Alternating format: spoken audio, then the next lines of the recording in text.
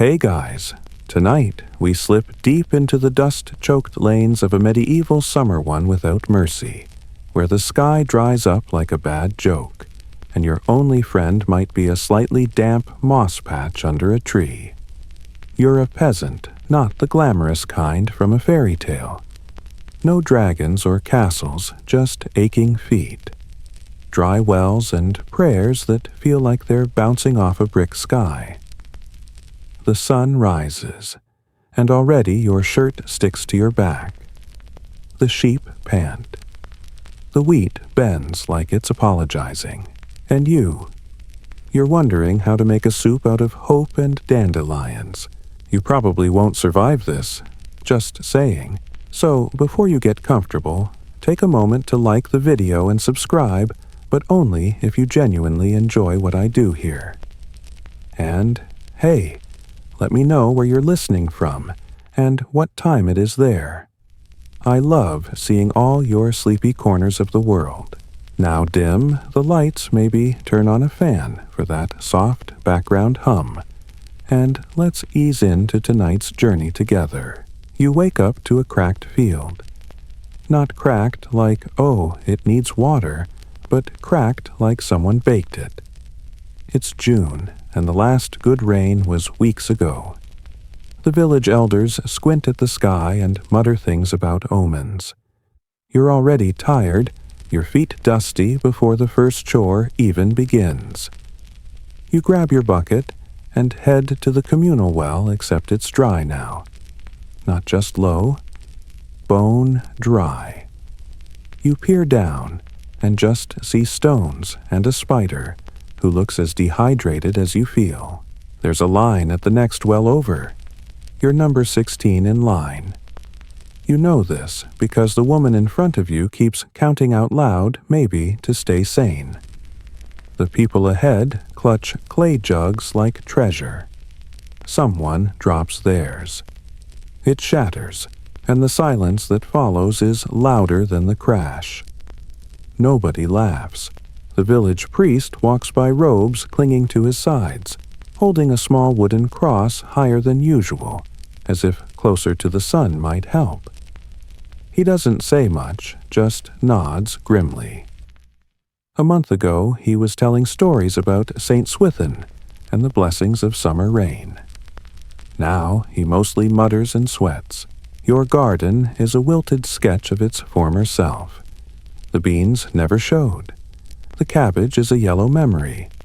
The only thing still growing is that cursed dockweed in the corners, tough, bitter stuff, but you'll probably be eating it soon.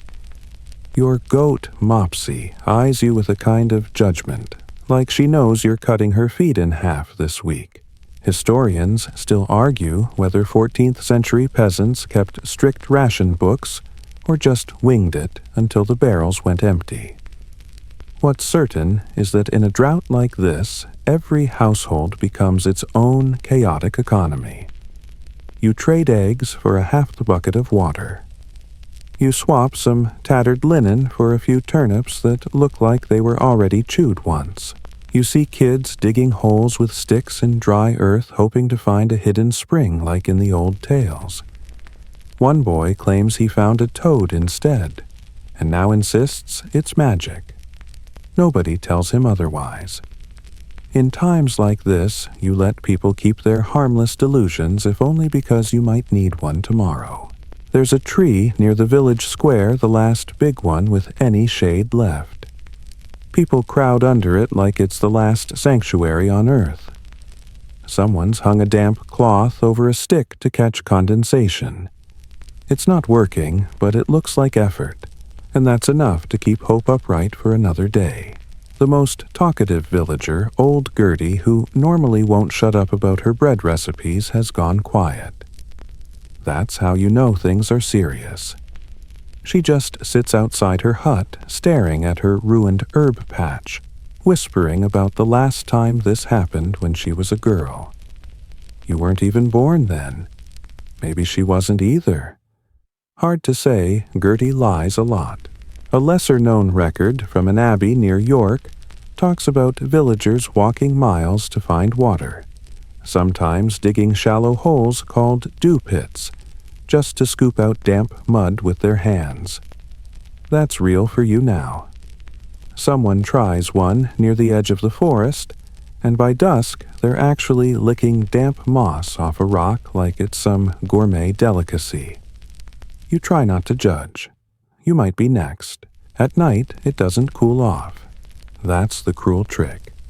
You lie on your straw mat shirt, off arms behind your head, listening to the sound of your own heartbeat and the occasional clink of someone dragging a bucket. Somewhere nearby, a baby cries, then coughs. That cough carries. You wonder if the cough means something more. It always might. The next morning, someone's started carving strange symbols near the well. Not letters, more like spirals and animal shapes. You don't ask questions. In times like this, people get mystical, desperate, artistic even. Maybe it's a charm. Maybe it's graffiti. Either way, it stays. The church bell rings at noon, not for prayer, but to call an emergency meeting. The reeve, barely holding it together, announces that rationing will begin. Bread will be cut in half. Water distributed only to those who have registered. And yes, the Lord still expects his grain tithe at the end of harvest, even if there's barely anything left to harvest. Nobody riots. Not yet. But you see the looks, the silent calculations. Who has what? Who might be hiding a stash? Who's too weak to stop you if it comes to that? There's no escaping the sun. It sits above you like a dare. Dares you to keep going. Dares you to hope for clouds that never come. You start to notice things like the way birds have stopped singing, or how the village dogs no longer bark, just sprawl in the shade like melted candle wax. And the flies, oh, the flies are thriving. They land on your face, your food, your everything. Some theories say they multiply faster in dry heat. All you know is you can't swat them all, and one of them just flew into your eye. That night you dream of rain. Not the gentle kind. The wild, sideways, bucket-pouring kind. You dream of puddles deep enough to swim in and thunder that shakes the bones. You wake up with your mouth open, hoping the dream left a drop behind. Nope, just dust. You're up before dawn because rumor says the miller's well still has water barely. You toss on your stiff tunic, grab a bucket, and walk quickly, but not so quickly that others think you know something they don't. That kind of attention is dangerous these days. The dirt under your feet is cracked, curling like old parchment. A mouse darts past you and collapses mid-scurry legs twitching. Not a great omen. At the edge of the village, a line snakes out from the miller's gates. Everyone clutches containers like gold. Buckets, jugs, even one guy holding an old boot. He says it's for emergencies. Nobody argues. The miller, red-faced and sweating, controls the flow with all the solemnity of a king. A trickle here, a ladle there. His dog growls at a girl who stepped out of line to scratch her ankle. You keep your eyes down, knees slightly bent to conserve energy. The bucket is lighter on the way there than it will be coming back. The irony is not lost on you. You finally reach the front and the water is not water. It's more of a slurry, pale, possibly moving. But it's wet and that's enough. You dip your bucket whisper, thanks to no one in particular, and shuffle home like you're balancing a bowl of light.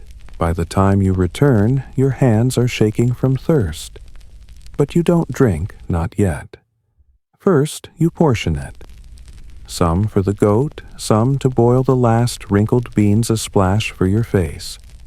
The rest is tucked into the root cellar, where it's a few degrees cooler.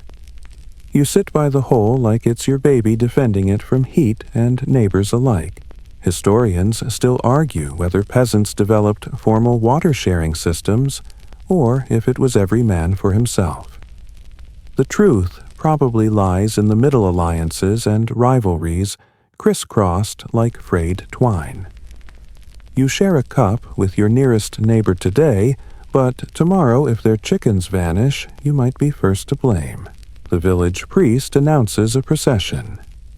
Everyone's to march to the hilltop shrine and pray for rain.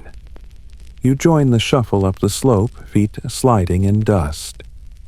You've never seen the land this dry trees look like ghosts of themselves, and the birds are completely silent. Even the wind feels brittle. At the shrine, the priest swings incense and mumbles Latin. He sprinkles the ground with the last of the holy water, which someone clearly stole from the baptismal font. You watch the droplets vanish into the soil like they were never there. One woman faints dramatically mid-prayer. Another keeps screaming the saints are asleep until two men lead her away. Later, you sit with your family under the tattered awning by your home. You try to tell a story, one of the funny ones about the time your uncle tried to impress a girl by baking a bread loaf with ale instead of water, and nearly exploded the oven. It gets a weak chuckle. Then your youngest cousin asks will the rain come before the cows die, and the silence afterward is loud enough to make your ears ring. You're not the only one worrying. The animals are dying in pairs now. Chickens stop laying. Cows bellow weakly. A neighbor is seen digging a grave-sized hole for his sow. It's unclear if the sow is already dead or just not expected to make it through the night. And the river, that once cheerful ribbon of water that ran behind the fields, is now a cracked bed of jagged stone. Kids poke at it with sticks, pretending they're explorers. You shake your head. A month ago, you caught a trout there, fried it with garlic, and danced while eating. Now, there's not even a puddle for frogs to spawn in. Desperate for any source, some villagers start digging shallow trenches in the field, hoping to strike groundwater. One man insists that moles know where to dig, and starts following their tunnels with a kind of manic focus. Another brings a forked stick and calls himself a water dowser. He charges 1 egg per attempt. You give him 2 just to watch the show. His stick twitches. He says it's a sign. You dig for 3 hours and hit nothing but regret. Still, in the middle of all this, you find odd comfort in small things. The sound of a distant bell. The taste of cool stone when you press your cheek to the church floor. The way everyone, even the grumpy old reeve, shares a smile when a single black cloud dares to drift overhead only to pass by like a tease. One fringe practice starts gaining popularity, hanging frogs from doorways to attract moisture. Someone says it's an old Saxon tradition. You're pretty sure they just made it up. But after you see it in 3 houses, including the Reeves, you hang one too. The frog isn't thrilled. There's a dark humor to it all. Someone scrawls rain here, or die trying into the dirt road with a stick. A group of kids builds a pretend well out of pebbles and sings songs to it. Even your goat starts drinking from your wash basin. You don't stop her. At night, you listen to the stars. Not see them listen. The silence is so absolute you swear you can hear the constellations humming. You wonder if the heavens are ignoring you or just asleep. Somewhere nearby, a dog howls. You count heartbeats between each gust of wind. And then, just when sleep starts to wrap around your brain, you hear something else. A distant rumble. Not thunder exactly, but enough to sit you upright. You wait, breath held, heart drumming. The rumble fades. False alarm. You lie back down and whisper a joke to yourself. Maybe tomorrow the river will flow with wine. You laugh quietly. Then you stop because your throat's too dry for it. You wake up hungry. Not, I missed breakfast hungry, more like I would trade my shoes for a boiled beet hungry. Your stomach grumbles like it's trying to start a rebellion. But you already know what's in the pantry.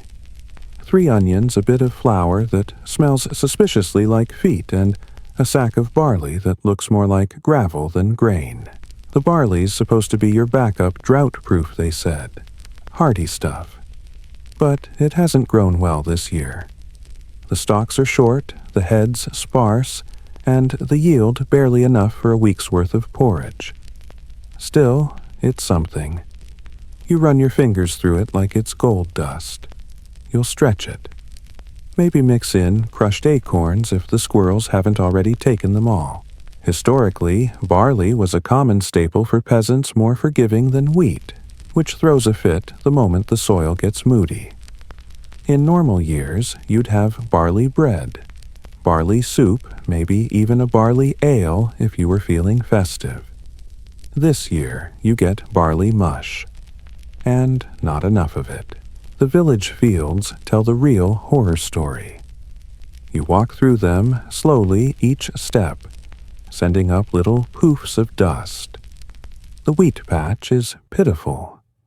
Where there should be proud golden heads, you see stunted stalks curling in on themselves like they're trying to hide. The rye field looks worse patches of bare earth and a single defiant crow hopping around like it owns the place.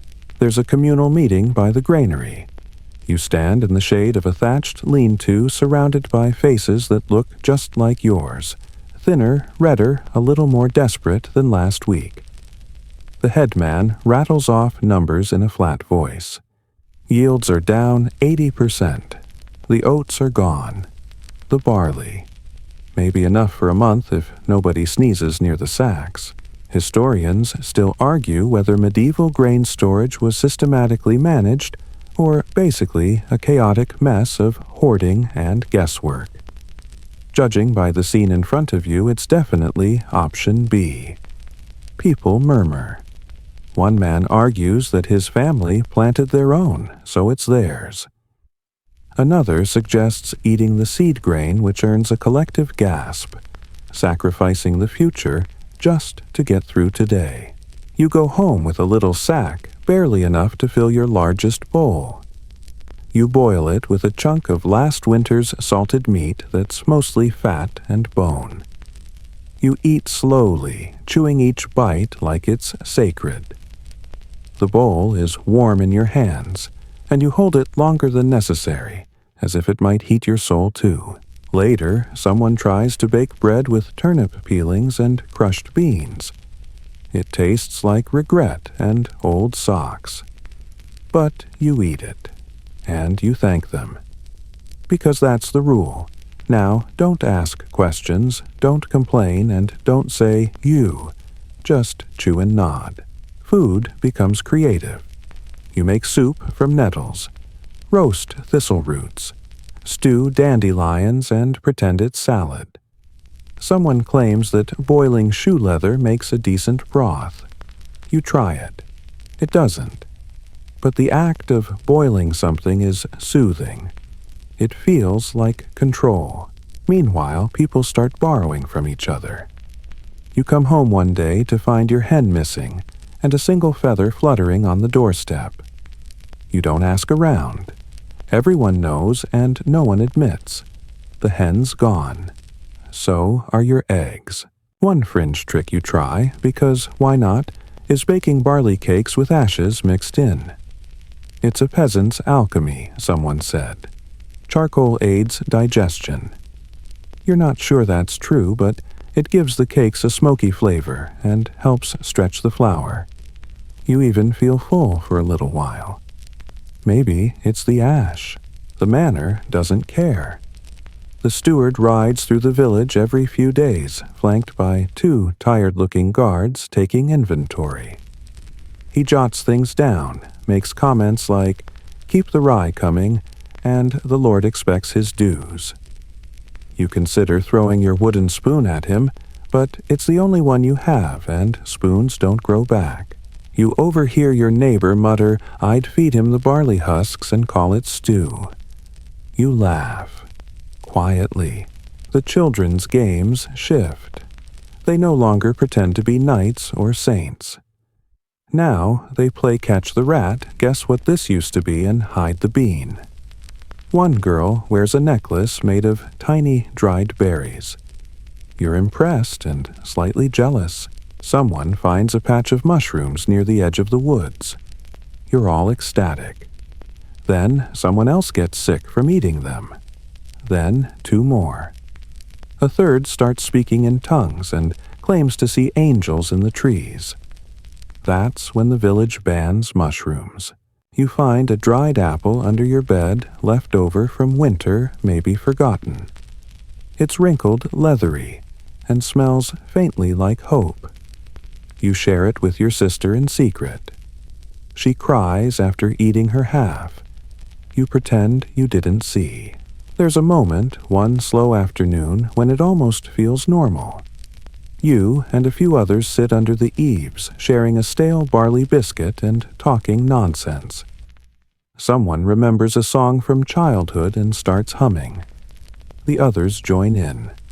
It's quiet and off-key, but for a second the drought doesn't exist. It's just people, sun, and song. You lean back and let the tune wash over you like rain, but the moment doesn't last. The sun dips and the hunger returns. The biscuit's long gone. You stand stretch and go back to counting your barley like it's treasure. You pour it into your hand, feel the rough grains, then pour it back again. Every handful is a gamble. Every meal a prayer. You start dreaming of food. Whole roasted birds, creamy porridge, apples that drip juice. Your mouth waters in your sleep. You wake up biting your pillow. The livestock are dropping like flies, or rather slower than flies, which makes it worse. A fly dies with dignity, quick and quiet. But your animals. They go one by one in wheezing, stubborn resistance. It starts with the chickens. You stop hearing clucks in the morning, and instead you find Feather's lonely ones strewn like little white flags of surrender. Then the goats get sick. Their bellies bloat strangely, and their eyes turn glassy. You try every old trick, rubbing herbs on their gums, whispering charms in the moonlight, even dangling a sprig of wormwood under their noses. Nothing works. The oldest goat, the one with the clever eyes, lets out a sigh one morning and simply doesn't get up. You bury her with your own hands. She gave you milk for 3 summers, and now you give her a grave dug in sun-baked clay. Of course you're not alone. All across the village, pens and stables fall quiet. The cows stop producing. The pigs refuse to eat. One family tries feeding their sow a mash of barley husks and crushed beet tops. The sow sniffs, it looks offended, and lies down facing the corner like she's filing a formal complaint. Historians still argue whether medieval peasants ever fully relied on livestock during times like these, or if animals were considered too precious to risk when feed was scarce. The debate seems absurd now. You can't afford not to risk them. They're your livelihood, your future. You can't eat hope, but you can eat a chicken. Or at least you could. A few desperate neighbors try letting their cows graze near the riverbed, but there's nothing left to graze. Just bone-dry reeds and patches of grass so sunburned they've turned the color of ash. The cows stare blankly, mooing at nothing. Some villagers talk of cow madness, a kind of heat stroke that turns the beasts erratic. One breaks through a fence and walks straight into the woods. It never comes back. One afternoon, you hear shouting near the edge of the village. A group has gathered around a pitiful sheep legs, trembling fleece matted with dirt. The reeve says it's diseased. Another man claims it's cursed. A third just wants to eat it. They argue in circles. Finally, someone makes a decision. The sheep is led away. Later that evening, the smell of roasting meat drifts through the air. You pretend not to smell it. You pretend not to care. Back home, your remaining goat stands listlessly sides, twitching at invisible flies. You run your hand along her flank, and she leans into you like she needs the contact more than food. You whisper to her, "Just a little longer." She doesn't reply, which is probably for the best. To make the feed stretch, you start doing what everyone else does, mixing hay with sawdust. It's like giving the animals paper. You soak it in water to soften it. Still, the animals chew slowly, mournfully.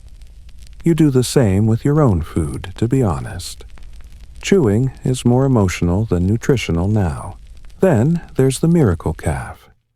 A small one born in the heat, somehow alive and kicking. The owner carries it around like royalty. People touch its forehead like it's been kissed by a saint. One woman claims her headache vanished after stroking its ears. 2 nights later, the calf dies in its sleep. Someone carves a tiny wooden statue of it, and it's placed on the church altar. No one laughs. There's another fringe belief spreading quietly that animals can sense rain before it comes. You watch your goat for signs, sniffing, stomping sudden outbursts of joy. Nothing. She just lies there chewing, resigned. You wonder if the animals know something you don't, or if they've simply accepted their fate better than humans can. The manor steward returns this time asking about livestock. His tally sheet has a column labeled surviving units. You're not sure if he means animals or people. When he passes your pen and sees only 1 goat and a suspiciously empty chicken coop, he nods and mutters, "Expected." You don't like what that implies. One neighbor gives in and slaughters his last pig. It's a grim affair. No ceremony. Just a quiet cut, and then the sound of boiling water and scraping bristles. He offers scraps to the village in exchange for favors. You take a single strip of salted fat and feel guilty for days. The idea of animal theft spreads like weeds. Locks appear on pens. Fences are reinforced. One woman swears her duck was stolen in the night even though no one's seen a duck in weeks. Everyone suspects everyone else. Tensions are rising. The goat thieves are coming, you joke under your breath, but no one laughs anymore. Even in the middle of all this, there are moments of strange tenderness. A child wraps her arms around a thin cow's neck and sings to it.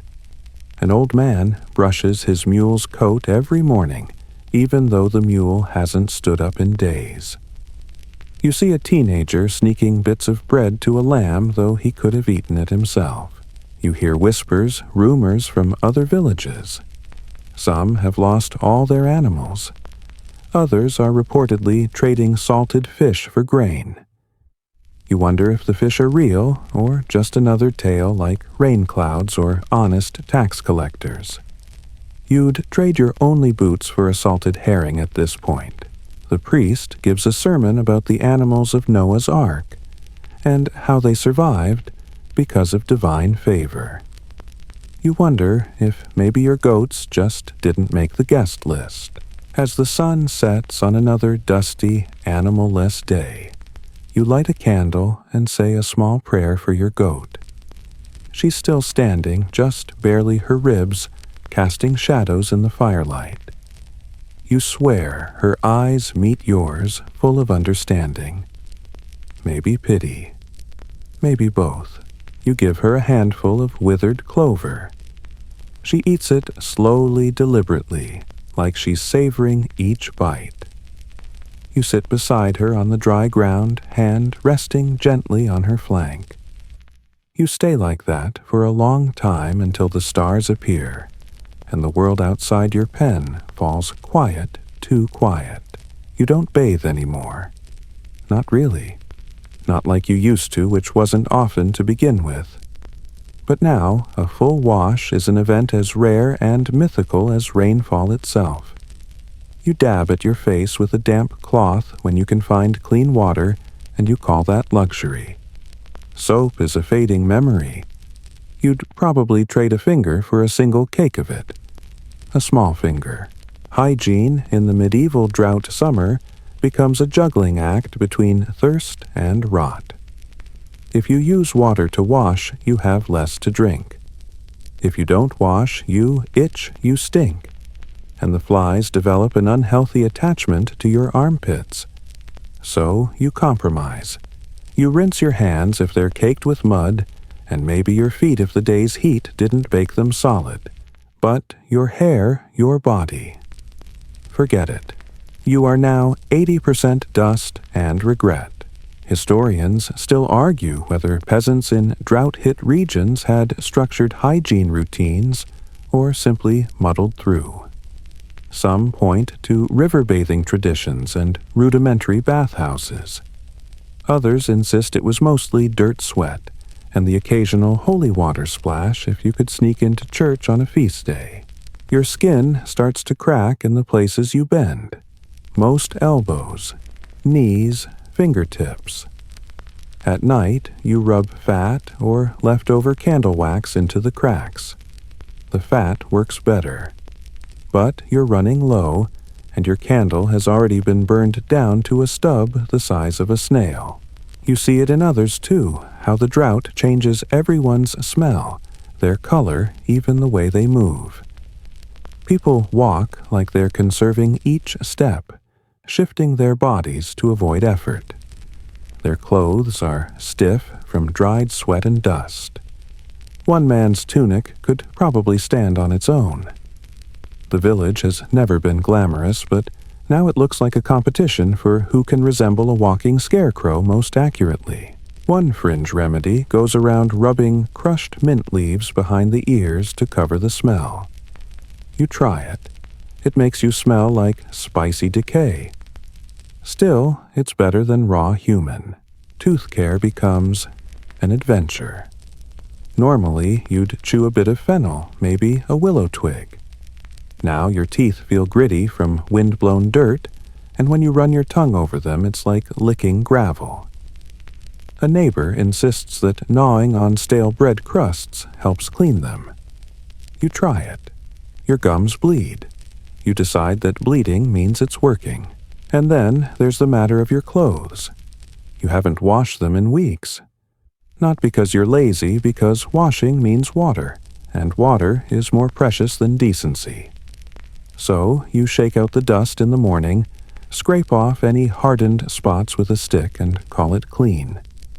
A few brave souls try hanging garments out at night in the hope of catching dew. That works once. The next morning, the goats eat someone's shirt. At least you still have shoes. Kind of. They're more whole than leather now, and you've stuffed straw in the toes to keep them on. The straw helps for about an hour, then turns into sweaty mush. Still better than barefoot. The roads are too hot to touch at midday, and the village square has sprouted thorny weeds that laugh at your pain. Bathing rituals go underground literally. Some people sneak into the manor's wine cellar at night hoping for cool air and maybe a dripping pipe. One old woman claims she found a leak and washed her face with it. She glows like royalty for days. Others start digging shallow basins outside their homes, praying for a summer rain to fill them. They don't. The priest, bless him, tries to offer spiritual hygiene in place of the real thing. He urges weekly confession. Wash your soul, he says, and the body will follow. He smells like mildew and incense. You confess anyway, mostly for the quiet. You begin to associate filth with identity. You are dust. You are heat. You are the constant scratch on your shin from that same patch of nettles you keep forgetting is there. You dream of cool rivers of plunging into deep, rushing water. You wake up with your face buried in your straw mattress, breathing in the scent of mold and goat hair. Flies are your worst enemy. They swarm everything: your food, your hands, your ears. You swat without thinking, now slapping your neck, your arm, even your face if it means one less tickling buzz. One kid in the village claims he caught a fly and ate it. Everyone laughs. Then everyone goes quiet, wondering if that's where we are now. There's a stream nearby, once bright and musical. Now it's a ribbon of sludge, barely moving. Still, people go there when they're desperate.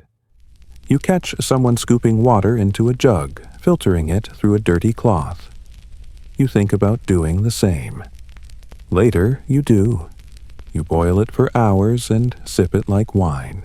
At night, you hear coughing. Not dramatic plague. Like coughing, just dry, hollow sounds that echo across the huts like tired dogs barking. You cough, too. Your throat is rough from dust from whispering when you should be sleeping. You try sleeping with a damp rag over your mouth. It smells like old bread, but it helps a little. Someone in the village suggests using ashes to clean your skin. You try that too. You mix ash and a little water, rub it on your hands. It makes them gray, then strangely smooth. The smell is awful, but you feel almost clean for a second. You wonder if this is what cleanliness feels like now, gritty, smoky, and imaginary. One morning, rain clouds gather on the horizon. Everyone stares. You watch the sky like it's a miracle in progress. A breeze picks up. A few drops fall. People run out arms, wide mouths open.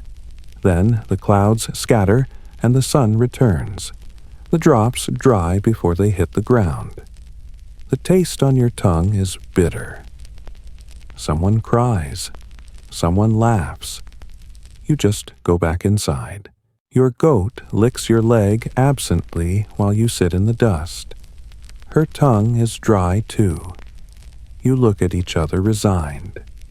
You both stink, and somehow that's comforting. Misery may love company, but drought loves shared filth. And still you wake. You rise, you splash what you can. One handful of water for your face, 2 for your goat, and the rest you save. Because tomorrow might be worse, and you're not giving up your last sip for a clean shirt. You know what's not fun when everything's dead and dusty. Trying to grow things. Welcome to the thrill ride that is medieval subsistence farming during a brutal drought.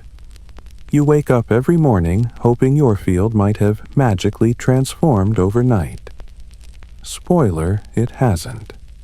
It's still the same cracked, lifeless patch of earth, dry as a forgotten biscuit. The seeds you planted back in spring wheat barley, maybe a few peas if you were feeling ambitious, were supposed to be your salvation. Now they sit in the ground like sulking teenagers refusing to sprout. And when they do, the shoots emerge pale weak, as if they've already given up. A few wither by sunset, collapsing under the sheer effort of existing. Historians agree that peasant farming during drought years was a constant gamble with whole harvests hanging by a thread. Yields could drop by half or worse. And yet you keep going. Because what else is there? You get clever. Or desperate. You start scratching shallow furrows around each stalk, hoping to catch the morning dew. You whisper encouragement to your beans. You try that thing your grandmother swore by planting during a full moon. The moon doesn't help. It just watches distant and smug. Some folks try planting in shaded corners behind huts or near hedgerows. They don't fare much better, but at least it feels like you're doing something. One neighbor starts burying fish heads beneath his crops. Another says chicken dung is the secret. A third insists you should just yell at the soil. You try all three. Your garden smells terrible and still looks like sadness. A few grains sprout despite everything. You guard them like treasure. You string up rattles to scare birds, though the birds mostly ignore them. One bold crow steals a sprig of green and flies off. You curse it so vividly, your goat gives you a side-eye. There's one old man, Tom, with the fingerless gloves, who claims he's figured it out. He waters his garden at night using a buried jug method. You visit curious. It works. Kind of. His carrots are the size of baby teeth, but they're real. He guards them with a stick and a glare. You trade him a cracked comb for two. They taste like earth and pride. The village begins to swap weird farming tricks like recipes. Someone tries burying boiled nettles with their turnips. Another swears on soaking seed in stale ale before planting. Someone else digs trenches and lines them with stones to guide what little rain might come. Historians still argue whether these techniques were real innovations or just superstition-driven flailing. You don't care.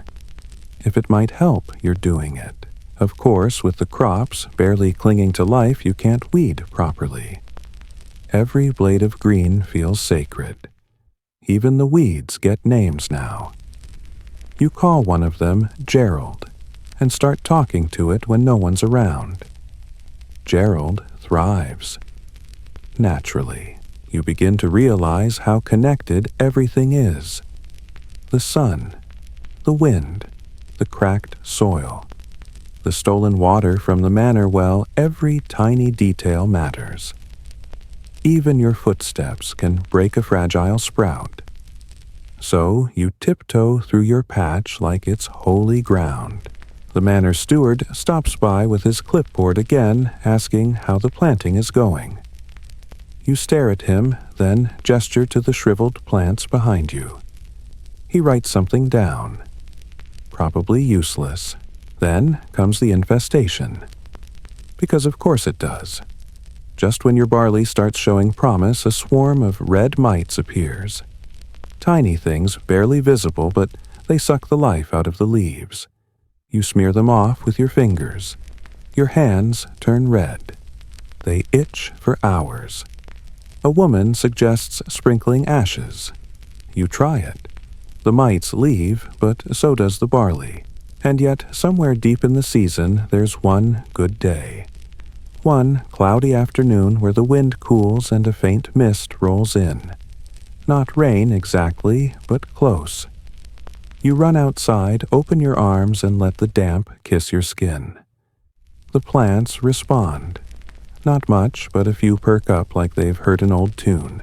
That night, the village shares a rare smile. A few kids dance barefoot in the mud. Someone plays a pipe. You eat soup made of beet tops and wild onion, and it almost tastes like food. But the next day, back to dry skies. Back to brittle stems and wilting leaves. Your carrot bed collapses. The peas go limp. You bury your face in your hands, then remember your hands smell like goat. You wonder how long a person can go without seeing green. Not just plants, but green. That lush, wet color. The kind that means life. Everything here is brown and gray now. Even the dreams feel dusty. Someone carves a wooden sunflower and sticks it in their garden. It's a joke, but also not. You pass it every day. It doesn't grow, but it doesn't die either. You begin to envy it. In the end, you get a harvest. Not much. A few handfuls of barley, some wild spinach, a radish the size of a thumbnail. But it's yours. You pile it into a little basket and bring it inside like treasure. You set it on the table and stare. It won't feed you for long, but it fed your hope, and that counts for something. You grind the barley into a coarse meal, mix it with water, and cook it into a gray paste. You eat it slowly, pretending it's stew. You let your goat lick the bowl. She looks at you with her usual judgmental expression. You take it as a compliment, and through it all you keep planting. Because giving up is too easy. And because one day maybe the sky will remember how to weep. And when it does, you want your seeds ready to drink every drop. You hear it before you see it, the hollow clop of hooves on the cracked road, the creak of heavy wheels, the faint jingle of a merchant's bell. Once a month, if you're lucky, the traveling traders show up bringing with them news rumor, and if you squint, hope. In times like these, hope is a form of currency just as fragile and valuable as the silver penny tucked under your straw mat. The drought has hit everyone hard, not just you. The merchants come bearing goods that are more expensive than ever, sacks of grain at triple the usual price-dried fish that smells like the bottom of a boot-salted meat so tough you could build a wall with it. You don't ask where it came from. You don't want to know, and yet the village gathers. Because even if you can't buy, you can look, you can trade, you can dream. You bring a few eggs, a skein of coarse thread, maybe a carved trinket you made by moonlight. It's bartering season. Historians still argue whether medieval trade routes shriveled during drought years or simply shifted to favor wealthier towns. Either way, fewer carts come through your village now. And those who do arrive look thinner, more guarded, like they're carrying not just goods, but secrets. You approach the merchant slowly, clutching a small basket, 2 onions, and a bit of beeswax. You eye the tiny pile of flour on his cloth. He eyes your onions. He sniffs. Then, with a shrug, he trades. You try not to cheer. Trade is survival now, and not just for you. The merchant needs villagers to want his wares, and you need anything that isn't a boiled root. A boy trades a rabbit pelt for a tin spoon. A woman swaps an old cross-stitch for half a wheel of hard cheese. Someone gives away their boots for a bolt of linen. You wince. Barefoot in this drought is a choice of desperation. Sometimes the traders bring tales more nourishing than food. A village downriver got a real storm. Another town is rationing water by bell toll.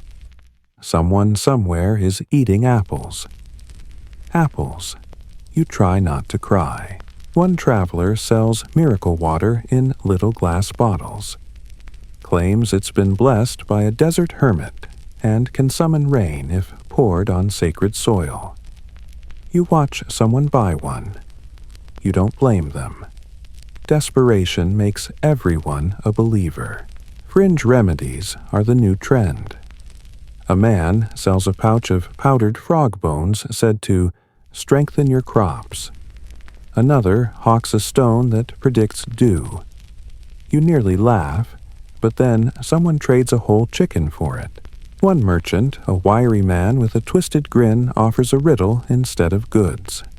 Solve it, he says, and you get a handful of dried figs. Fail, and you owe him your next harvest's first fruit. You don't play, but a boy does. He loses.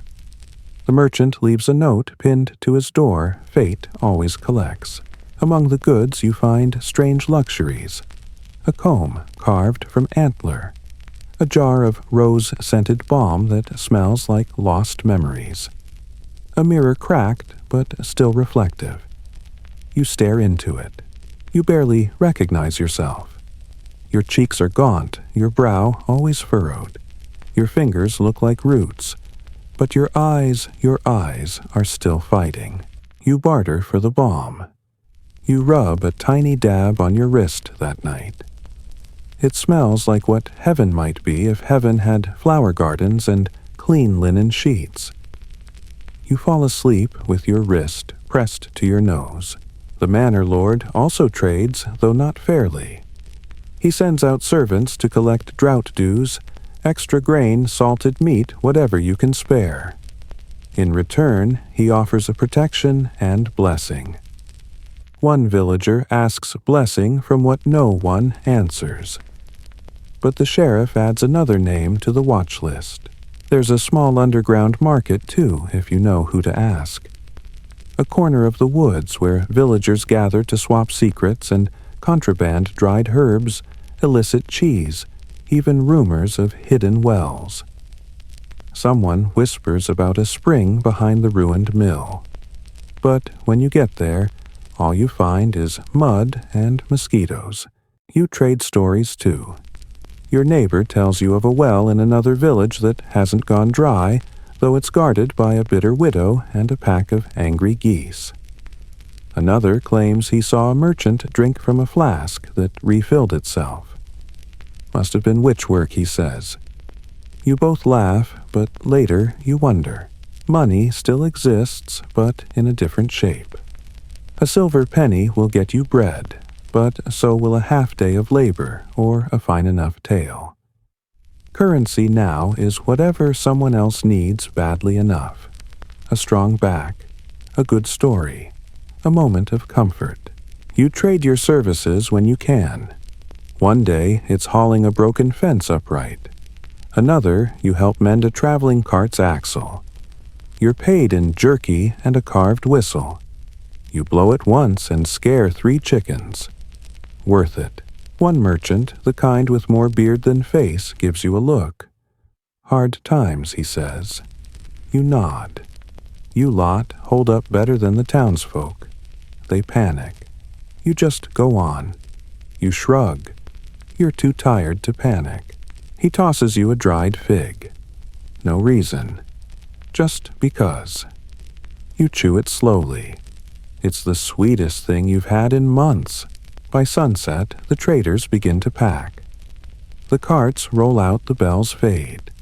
The village feels emptier, but also somehow lighter. Everyone goes home clutching their small winnings like medals. You got a handful of flour, a tin cup, and a scrap of dyed wool. Not bad. That night you dream of markets, vivid, noisy places full of fruit and songs. You wake up to silence and a tongue like sandpaper. But you still have the bomb. You sniff it again. You smile. Trade isn't just about goods. It's about feeling for 1 second like things might get better. And that's something you'd trade for every time. You drag yourself awake before dawn, joints stiff from sleep and yesterday's labor. The sun hasn't yet cleared the tree line, but the heat is already pressing in, thick and heavy like a wet wool blanket. It's going to be another merciless day. You mutter something impolite toward the sky and start your daily routine. Check the goat. Check the water jug, check for signs of anything green still clinging to life. But today isn't just any day, it's your turn for corvée labor. In theory, corvée is simple. Every villager owes the Lord a certain number of days each season working on his land, fixing his roads, or building whatever new thing he's decided he needs. In practice, it's an exercise in creative endurance. Especially during a drought when you barely have the strength to scratch your own dirt, let alone the Lord's. You trudge toward the manor field's tools slung over your back. Around you, other peasants gather, all wearing that same tired expression, the universal look of, "We're doing this again, huh?" You nod to Tom, still wearing his fingerless gloves, pass the widow Mally, already scowling at the steward, and fall into line. Today's job is ditch digging. Yay. The manor steward waves a waxy hand and gives you the usual speech, something about water channels preserving what little moisture remains. His lordship's vision for drought resilience. What it really means is you're about to spend the next 8 hours clawing into sun-baked earth with a shovel older than the alphabet. You start digging. The soil is like brick. Every thrust of the spade sends vibrations up your arms. Sweat runs into your eyes. Dirt gets in your mouth. You wonder if this is what being a raisin feels like.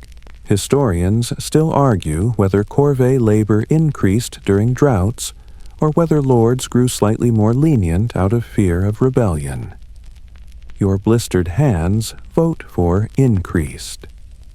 But you also notice something else. There's a rhythm to this misery. A slow, aching camaraderie. You and the others form a line.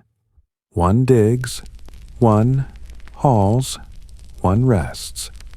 You rotate without words. When someone groans, another offers a drink. When a tool breaks, someone swaps theirs without being asked. It's a terrible job, but you're not alone in it. Lunch is a crust of bread and a sliver of onion. It tastes like sawdust, but you eat it like it's a feast. A boy passes around a tiny lump of cheese. You take a crumb and whisper a thank you to the gods of dairy. The steward wanders by, fanning himself with a parchment. Good progress, he says, not digging anything. You resist the urge to hurl your spade at him. The heat intensifies in the afternoon. One man passes out. You splash precious water on his face, and he comes to muttering about rain clouds. It was just a bird shadow.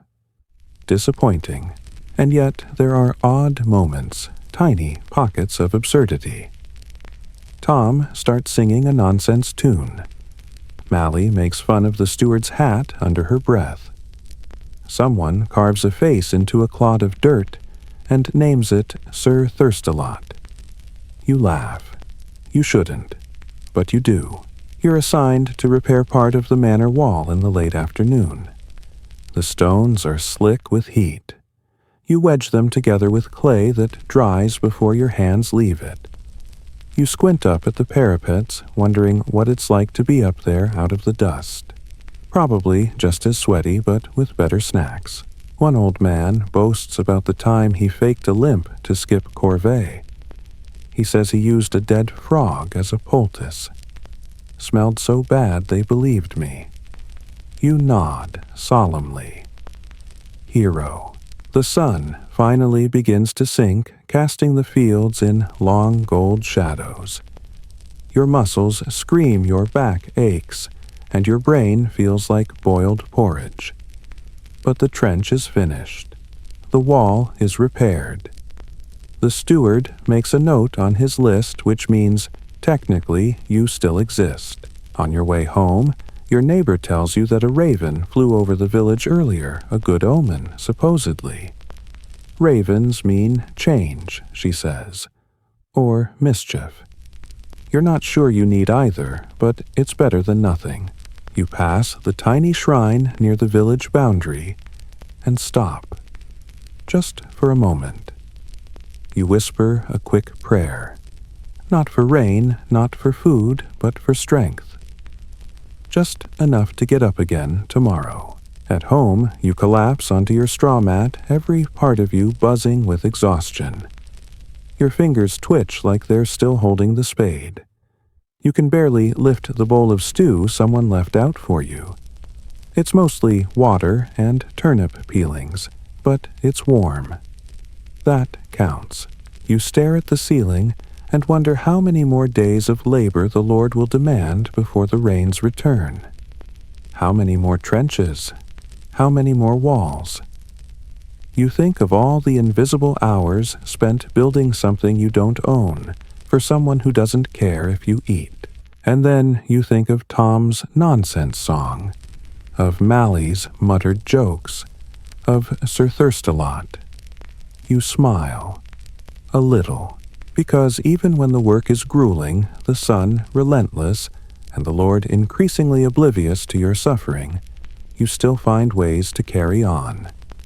With blisters, jokes, borrowed tools, and that stubborn, unkillable sense of peasant pride.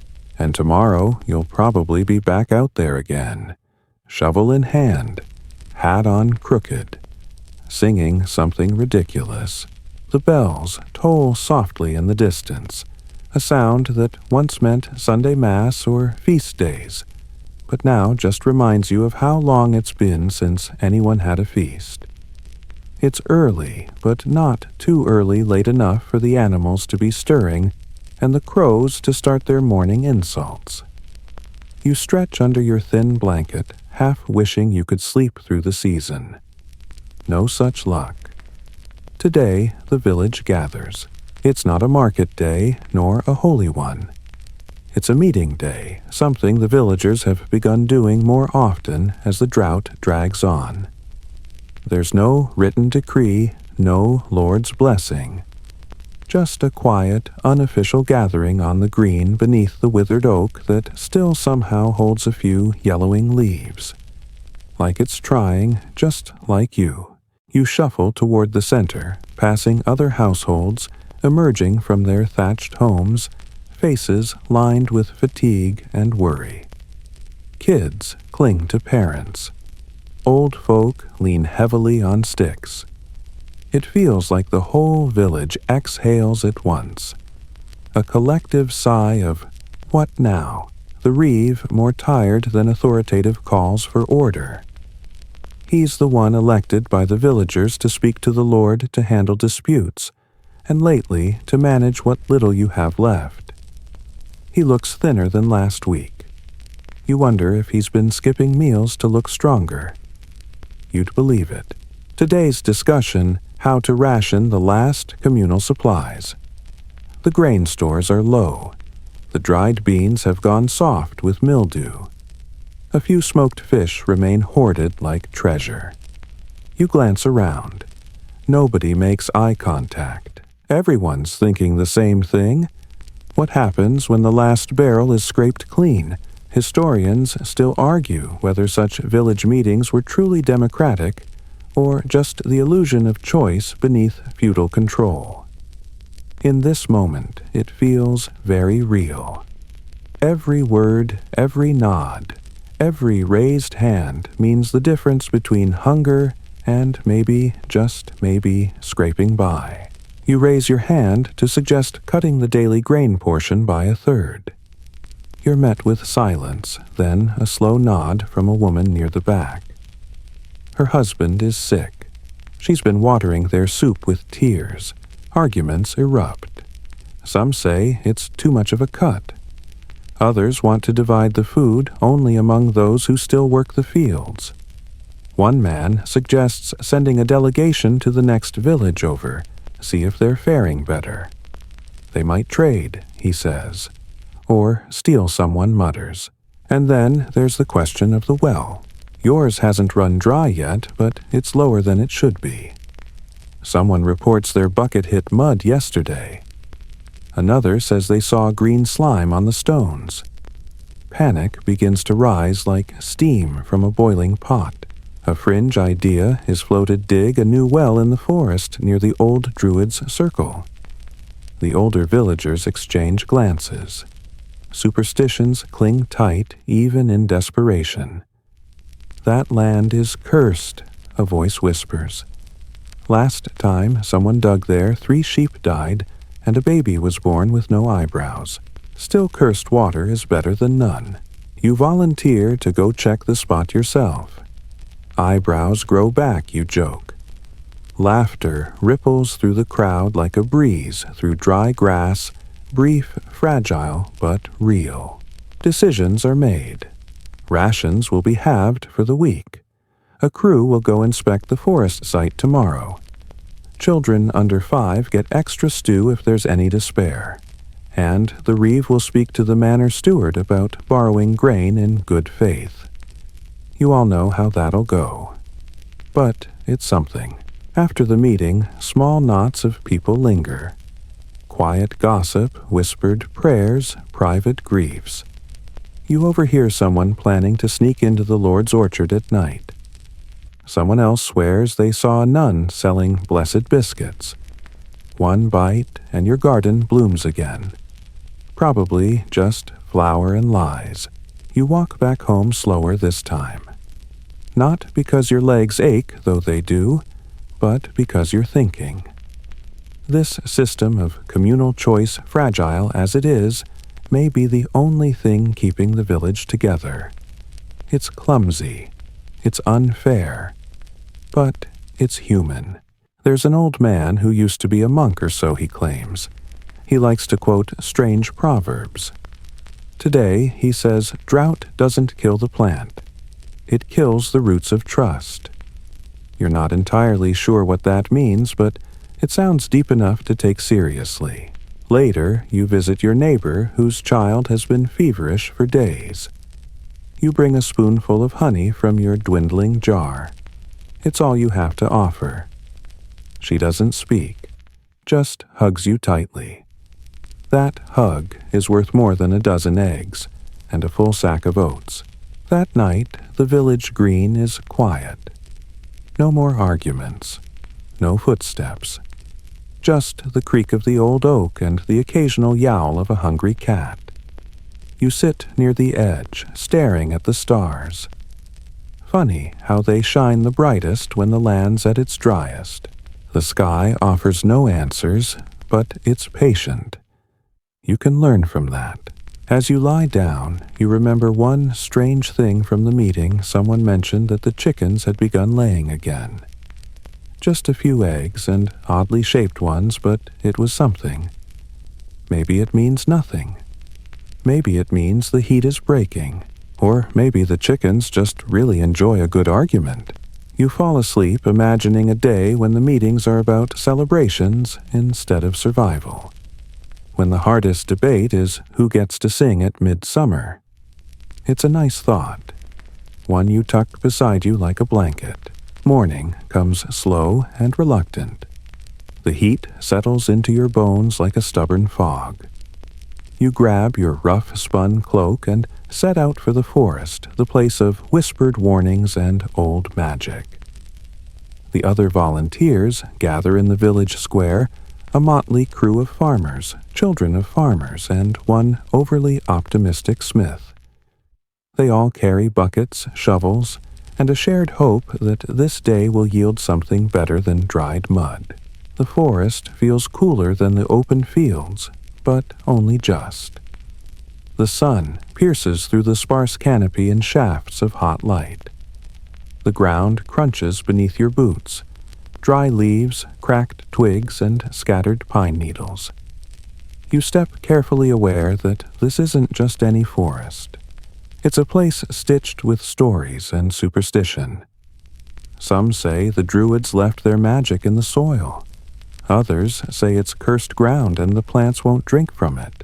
You follow the reeve who's trying to recall the exact spot the old Druids' circle once occupied. The map is just a rough sketch drawn on a scrap of parchment with more hope than accuracy. You all agree on a clearing that feels oddly silent, as if the trees themselves are holding their breath. Digging begins. The first shovelfuls of earth come up as dust, dry and crumbly. You scratch at the ground, heart pounding a little. What if there's nothing? What if this place really is cursed?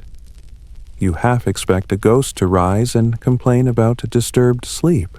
Hours pass. The sun climbs higher, baking your neck and arms. The hole grows deeper. Then, suddenly, the bucket hits something wet. The reeve pulls it up and you all peer inside. Muddy water. Not clear, but definitely water. A cheer rises cautious but real.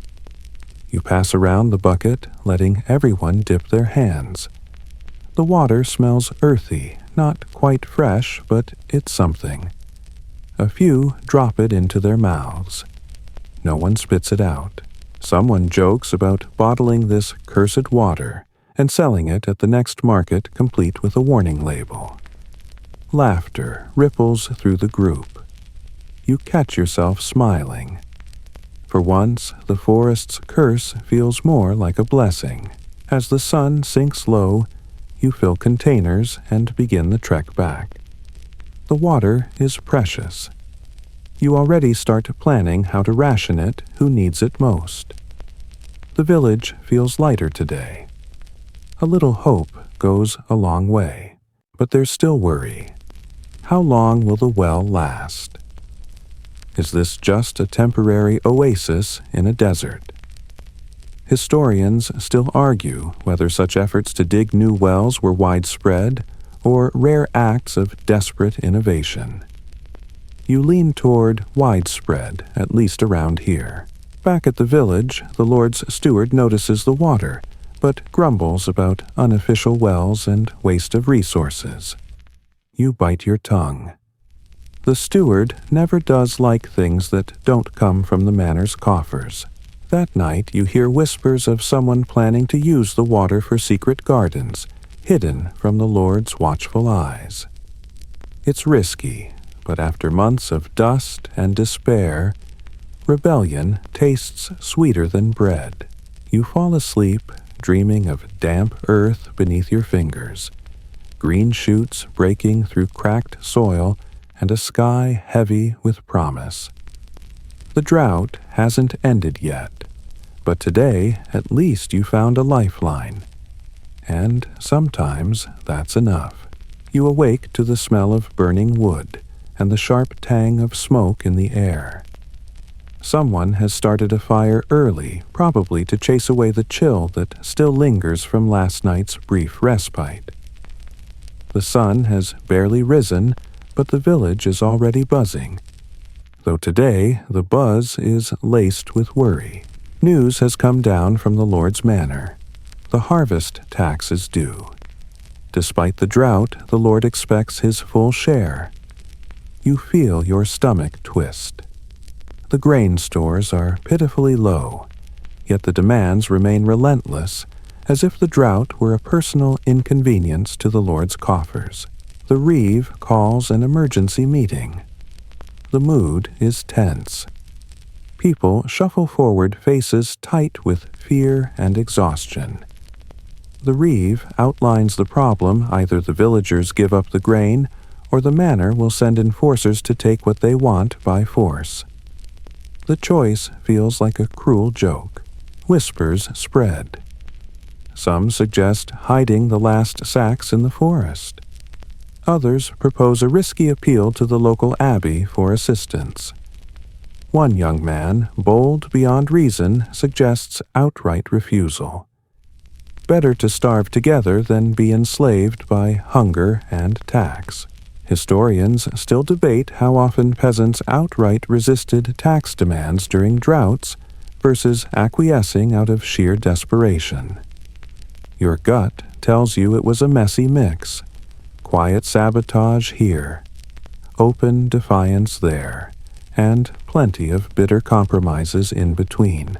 You volunteer to help hide grain in the old root cellar beneath the bakery, a damp, dark hole that smells faintly of mold and forgotten hope. As you lower the sacks into the earth, you wonder how many secrets the cellar holds: stories of past famines, forgotten births, and perhaps a few stolen morsels. Later, as the sun climbs, you see the manor's enforcers arrive, grim-faced men in chainmail and leather faces unreadable under their helmets.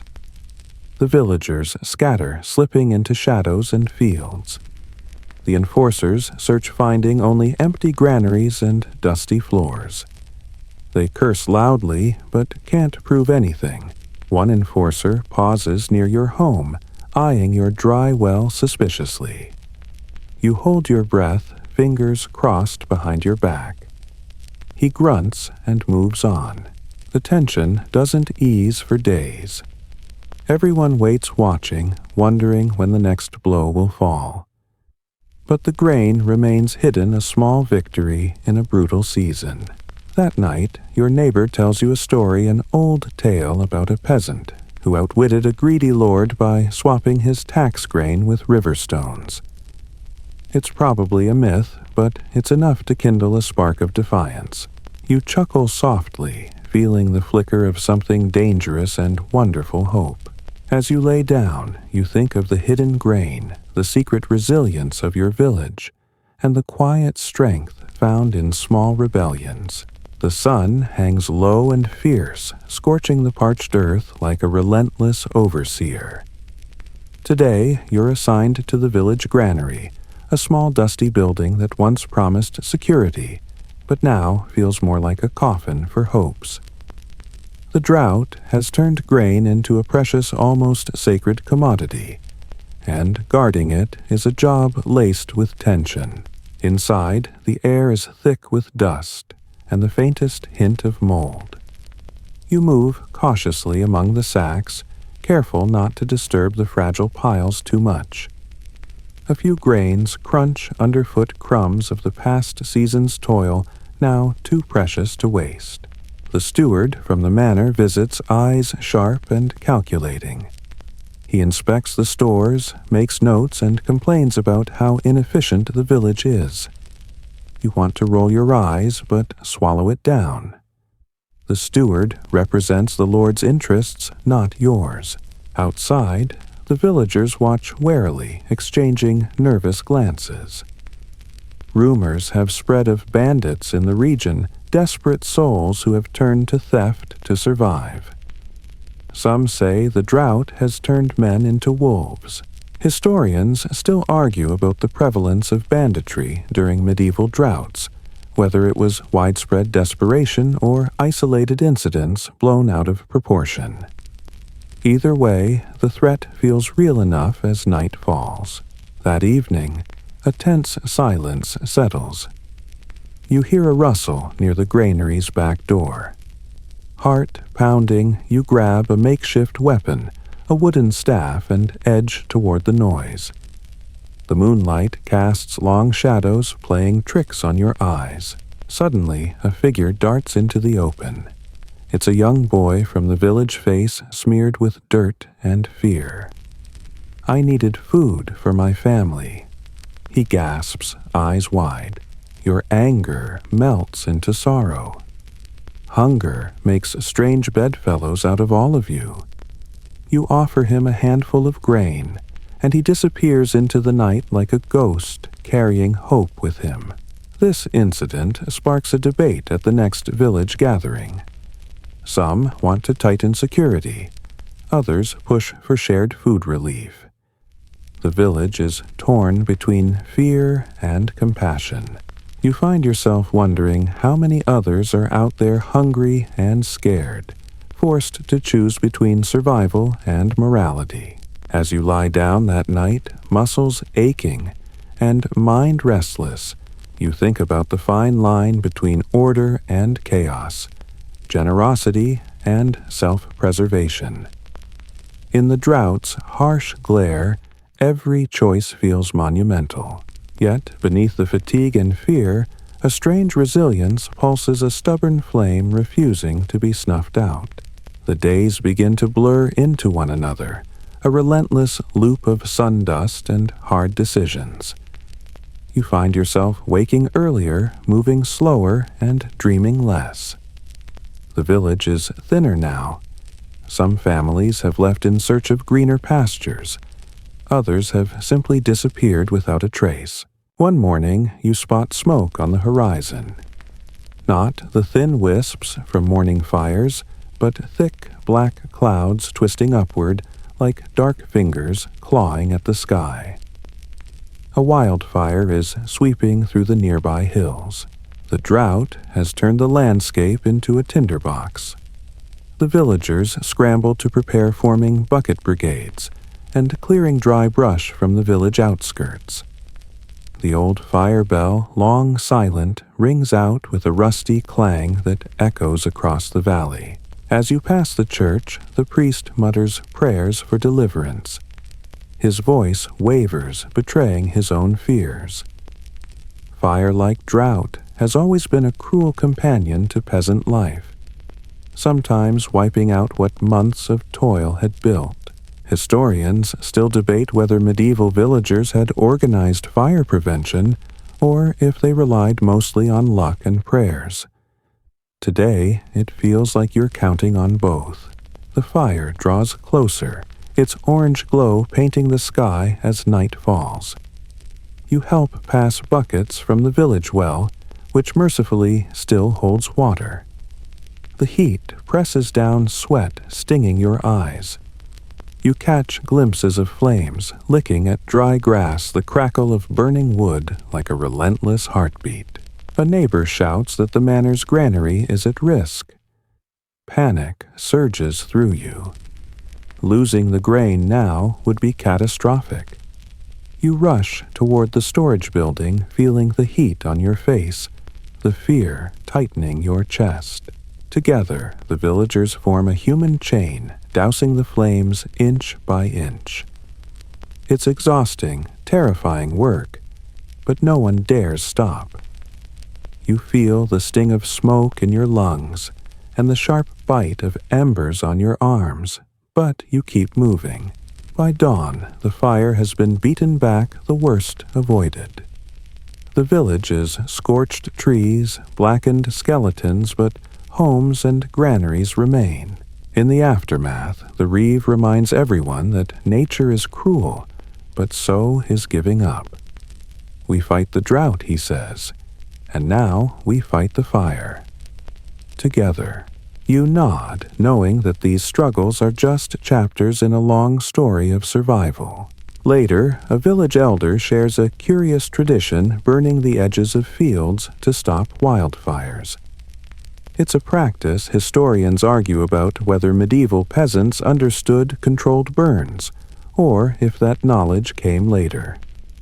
Either way, the idea sparks something in the community. A hint of control in a season ruled by chaos. You lie down that night, skin sore, but heart a little lighter. The drought still tightens its grip, but the fire has reminded you even in the darkest seasons. The village's spirit burns bright. The sun's glare is relentless today, reflecting off cracked soil like a mirror shattering your hopes. You wander toward the riverbed, a place that used to be the village's lifeline, but now resembles a dry scar across the land. The river's been reduced to a trickle, and that trickle is muddy and barely moving. Villagers gather here to collect what little water remains, sharing buckets, basins, and whatever containers they can find. The air is thick with tension, and the silence between conversations feels like a held breath waiting to break. You remember the old stories about this river, how it once flooded generously every spring, nourishing fields and filling wells. Now it barely remembers how to flow. Some villagers speak of digging channels to divert water from far-off springs. Others whisper about ancient water spirits, hoping their prayers might coax the river back to life. The superstition comforts as much as it worries. You recall how historians still debate whether medieval peasants' relationship with natural elements was based more on spiritual belief or practical observation. Perhaps it was both. Nearby, a child dips a small cup into the murky water and drinks eyes wide with cautious hope. You catch yourself holding your breath, hoping this water won't bring illness along with life. Back in the village, people share stories of past droughts, some going back generations. These tales are embroidered with facts and myths alike, a patchwork quilt that holds the community together. You hear about a drought decades earlier, when villagers supposedly survived by boiling nettles and eating tree bark. It sounds unbelievable, but desperation breeds strange survival skills. You think about the crops that have withered and the gardens that refused to grow. Your own hands itch to dig, to plant something that might resist the heat. You wonder if it's foolish to hope for rain, or if that hope is the very thing keeping you alive. That evening, the reeve gathers the village once more. They announce plans to build a rain catchment system, a network of barrels and cisterns to trap every drop of moisture. It's an ambitious project, and you feel a flicker of excitement. Maybe, just maybe, there's a way to outsmart the drought. You spend the night planning with neighbors, measuring out spaces for barrels, discussing who has spare wood or cloth for filters. It's work that feels like progress, even if the clouds remain stubbornly clear. As you drift to sleep, the river's soft murmur in your memory is like a lullaby, fragile but persistent. You know the drought isn't over, but the village's determination feels stronger than ever. The days grow shorter, and the oppressive heat shows signs of weakening like an aging tyrant losing grip on his throne. You notice the sky beginning to gather more clouds fluffy, hesitant at first, like they're unsure if they should show up at all. But the village stares upward with cautious hope, fingers crossed, and prayers whispered into the thickening air. Work on the rain catchment system continues with surprising vigor. Every barrel filled, every cistern patched, feels like a small victory against the drought's tyranny. Neighbors share tools and stories, laughter mingling with sweat as the community knits itself closer. The steward, surprisingly, even offers some spare wood, perhaps sensing that the village's survival is in his interest as well. You remember the weeks when dust choked the sky and cracked the earth beneath your feet. The blistering days when water was a memory, and hope was a fragile ember. Now those memories feel both distant and painfully fresh, like a scar you can still trace with your fingers. That night, as you lie beneath a sky dusted with stars, a soft breeze stirs the air. The temperature dips cool and welcome. You close your eyes and let the night's calm settle around you, a gentle promise after months of hardship. Historians still argue whether the end of such droughts came suddenly with storms or slowly like the easing of a fever. For you, it feels like a slow return, the land breathing again after holding its breath too long. The village is tired, worn thin by struggle but alive. Children play near the wells, their laughter a fragile soundtrack to recovery. Farmers prepare fields once more, fingers digging into softened soil, planting seeds with a quiet determination. You think about the future, not the immediate tomorrow filled with worry, but the long stretch ahead. The seasons will turn, and the earth will heal, but the scars remain as stories, warnings, and lessons. And you standing here in this fragile peace understand that surviving the drought wasn't just about water or crops. It was about resilience, community, and the stubborn human spirit that refuses to give up. You drift off to sleep with a smile, comforted by the knowledge that the worst has passed. For now, the night deepens around you, soft and quiet, as the last traces of heat slip away into the cool air. You feel the weight of the season's trials ease from your shoulders, replaced by a calm that hums gently like the whisper of wind through the trees. The earth beneath you, once cracked and parched, now rests soft, forgiving, alive. You breathe in slowly, letting the memory of dust and dryness fade like a distant dream. The village you walked with, the people who stood beside you, all settle into a peaceful rhythm. Their stories, woven with sweat and hope, drift through the air like a gentle lullaby. Out here, beneath a sky vast and timeless, you find a quiet strength in the simple promise of dawn. Tomorrow will come with new light, new challenges, but also new chances. The drought, brutal and unyielding, has shaped you all, but it has not broken you. So, as your eyes grow heavy and the world softens around you, carry this thought, close resilience is the quiet heartbeat beneath every struggle, the unseen thread that stitches past to future. And in that steady pulse, there is comfort, and there is peace. Now rest well knowing you have journeyed through the harshest summer and emerged with hope intact.